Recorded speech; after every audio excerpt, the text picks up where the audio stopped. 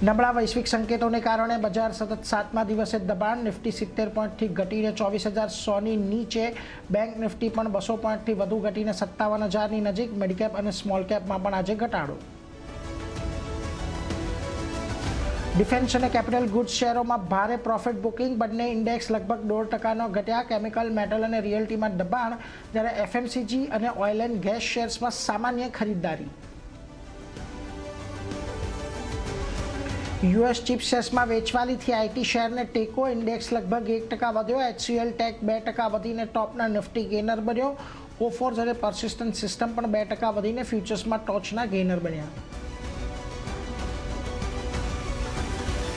PNG incentive સ્કીમને મંજૂરી મળવાથી city gas distribution સ્ટોકમાં આજે તેજી. અદાણી ગેસ, આઈજીએલ, મહાનગર ગેસ 3થી 4% જેટલા વધ્યા. ઇન્સેન્ટિવ સ્કીમ 1 સપ્ટેમ્બરથી લાગુ કરવામાં આવશે. યુએસ ચીપ શેરોમાં ઘટાડાથી એમએનસી પાવર સ્પેસમાં સેન્ટિમેન્ટ નબળું. હિતાચી અને જીઈ વર્નોવા 3થી 4% ઘટીને ફ્યુચર્સમાં ટોચના લૂઝર બન્યા, જ્યારે સીજી પાવરમાં પણ તીવ્ર વેચવાલી જોવા મળી.